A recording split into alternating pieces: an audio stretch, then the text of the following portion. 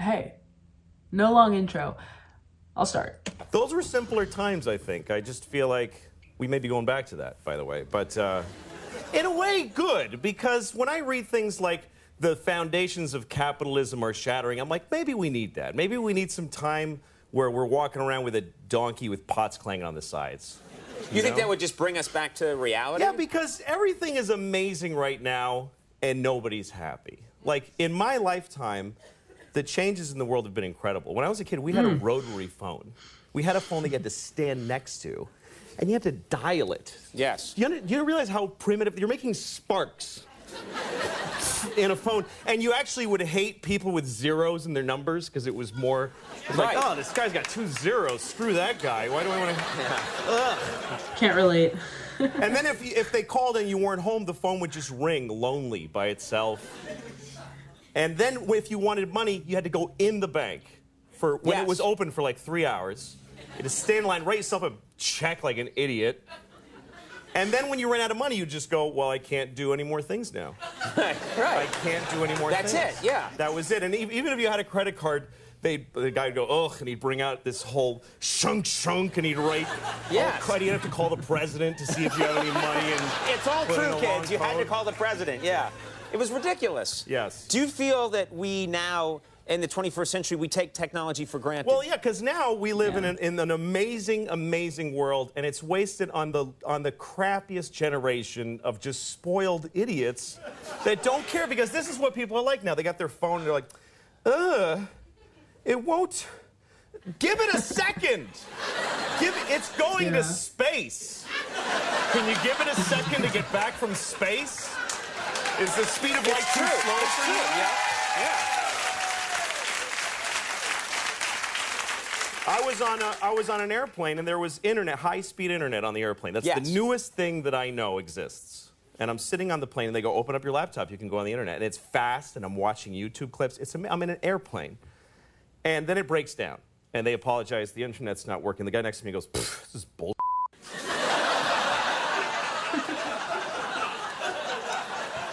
Like, how quickly the world owes him something he knew existed only 10 seconds ago. Right. And on planes,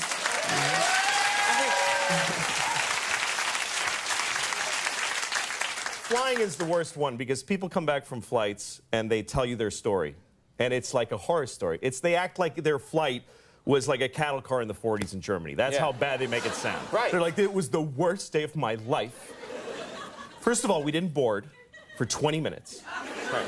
And then we get on the plane, and they made us sit there on the runway for 40 minutes. We had to sit there. Oh, really? What happened next? Did you fly through the air incredibly like a bird? Did you partake in the miracle of human flight, you non-contributing zero, that you got to fly? You're flying! It's amazing. Everybody on every plane should just constantly be going, oh my God! Wow! Yes. You're flying. You're sitting in a chair in the sky. Yes. Yeah, he's right. Now, Louis. But it doesn't go back a lot. and it's not really. You know, here's the thing. People, like, they say there's delays on flights. Yeah. Delays, really? New York to California in 5 hours. That used to take 30 years to do that, and a bunch of you would die on the way there and have a baby. You'd be a whole different group of people by the time you got there. Yeah. Now you watch a movie and you take a dump and you're home. Yeah. Nicer way to say it than that, but yeah. No. Now, Louis, before we go, we don't have much time, but I know that you have talked about your children before in your comedy, and you've said some rough, horrible things about your kids. Yes. How are you feeling now? How about the children? Well, I blame myself more now, because I'm an older father, and I've realized I don't have crappy kids. Right. I'm a crappy dad. Oh, that's the good news. Yeah, exactly. I mean, I'm trying. I make huge mistakes. Like I was telling my daughter was asking me these questions once, and I'm just doing stuff. And, hey, Daddy, does the world go around the sun? I'm like, yeah. She goes, does it go in a square or a circle? I'm like, it's like an oval. She says, does the Earth go around the sun all the time? I'm like, yeah. She says, will it always go around the sun? And I go, Well, yeah, not always, because at some point the sun's gonna explode. I said this to a 6-year-old. Yeah. I told her the sun's gonna explode. She starts crying immediately, just bitter tears for the end of all humanity and life. And here's how I tried to save it. I go, honey, this isn't gonna happen until you and everybody you know has been dead for a really long time. She didn't know any of those things. Now she knows all of those things. Yeah. She's gonna die. Everyone she knows is gonna die. They're gonna be dead for a long time, and the sun's gonna explode. And I'm proud of her how she took it, though. She was like, ugh. Power through. Guess I'll go play. Yeah, shake that off. Till I die. Louis C. He's a realist. Some lines that I took out of that is how quickly the world owes you something that you only found out existed 10 seconds ago, and the non-contributing zero. Those are some true words. Perspective giving. Now this one was entitled, Everything is Amazing and Nobody is Happy. And yes, I know somebody will feel compelled to say New York to California did not take 30 years. And not everything is amazing, and some people are happy. I agree. That's true. But I also don't take everything a comedian says literally. And despite his use of absolutes, I understand what he meant. It's quite relatable. We all have so much stuff. And advancements in technology allows us to create more stuff. And we have more things than we had 10 years ago, let alone 50 or 100. And now we have Wi-Fi in the sky. And waiting for anything is annoying because we're used to instant gratification and constant dopamine hits. It's easy to forget how amazing some of the things we do every day are because they've become normalized. And I think we all complain about things that we shouldn't. I certainly do. This was a nice reminder to be grateful.